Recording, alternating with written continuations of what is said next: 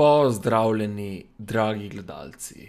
Danes bomo govorili o kubanski raketni krizi. Bil je oktober 1962. Kubanska raketna kriza je bila trenutek v času hladne vojne, ko sta se dve velesili, Združene države Amerike in Sovjetska zveza, nevarno približali jedrski vojni. Vendar zakaj se je to zgodilo? To je bilo zaradi skrivne komunikacije in nesporazumov med Belo hišo in Kremljem, so prav naredili to krizo v edinstven dogodek. In vse se je začelo po neuspešni invaziji v Prašičjem zalivu leta 1961, ki jo je izvedla Kennedyjeva administracija. Sovjetski voditelj Nikita Hruščov je sklenil skrivni dogovor s kubanskim voditeljem Fidelom Castrom o namestitvi sovjetskih jedrskih raket na Kubi, da bi odvrnil nadaljnjo ameriško agresijo. Sovjeti so že nekaj časa pošiljali na Kubo protiletalske rakete zemlja-zrak, vendar predsednik John F. Kennedy ni protestiral.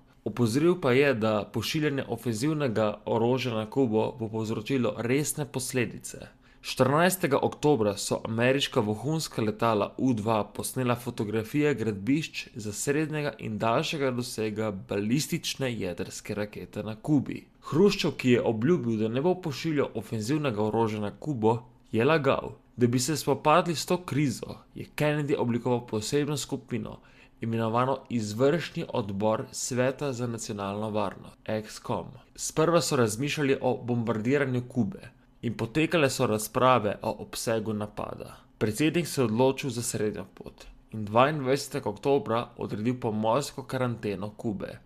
Izraz karantena je bil uporabljen namesto blokada, saj bi blokada pomenila stanje vojne. Kennedy je Hruščovu poslal pismo, v katerem je zapisal, da Združene države ne bodo dovolile dostave ofenzivnega orožja na Kubo, ter zahtevajo, da Sovjeti razstavijo rakete in pospravijo svoje baze in vrnejo vse ofenzivno orožje nazaj v Sovjetsko zvezo. In veste, kaj je še naredil Kennedy? Na nacionalni televiziji je obvestil javnost in izjavil: politika našega naroda bo, da vsako jedrsko raketo izstreljeno sa Kube proti katerikoli državi na zahodni polobli obravnavamo kot napad Sovjetske zveze na Združene države, ki bo zahteval popoln povračilni odgovor proti Sovjetski zvezi. 24. oktobra je Hruščov odgovoril Kennedyju in ameriško blokado označil za dejanje agresije ter izjavil, da bodo sovjetske ladje nadaljevale pot proti Kubi. Nekatere sovjetske ladje so se res obrnile nazaj, druge pa so nadaljevale pot. Ustavile so jih ameriške pomorske sile, vendar na njih niso našli ofenzivnega orožja. Kljub temu so ameriški izvidniški poleti nad Kubo pokazali, da so sovjetske raketne baze skoraj operativne. Ker ni bilo jasne rešitve, so bile ameriške sile postavljene na stopnjo pripravljenosti DEFCON 2.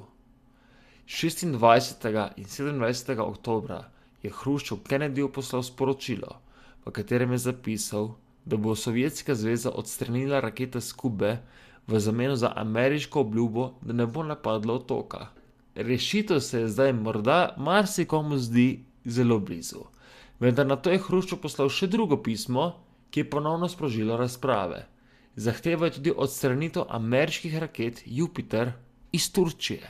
Istega dne je bilo nad Kubo sestreljeno ameriško izvidniško letalo U-2.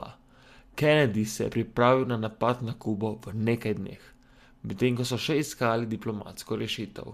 Tisto noč je Kennedy prezrl Hruščovo drugo sporočilo in predlagal Sovjetski zvezi odstranitev sovjetskih raket s Kube pod nadzorom Združenih narodov, ter zagotovil je, da Združene države ne bodo napadle Kube. Generalni državni tožilec Robert Kennedy se je na skrivaj sestal s sovjetskim veleposlanikom Anatolijem Dobrinijom in nakazal, da ZDA tako ali tako načrtujejo odstranitev raket Jupiter iz Turčije v roku pol leta, vendar naj bi to ostalo strogo zaupno. Naslednje jutro, 28. oktobra, je Hruščov javno sporočil, da bodo sovjetske rakete razstavljene in odstranjene s Kube. In tako se je kubanska kriza končala. Leta 1963 pa je bila vzpostavljena tudi telefonska vroča linija. To je bila linija za neposredno komunikacijo med voditeljema. Leta 1968 je bila podpisana pogodba o neširjenju jedrskega orožja, s katero sta velesili obljubili, da ne bosta širili jedrske tehnologije med druge države.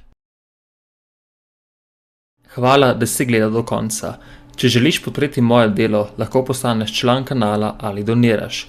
S tem mi boš pomagal raziskovati zgodovino z še večjo motivacijo. Se vidimo v naslednjem videu.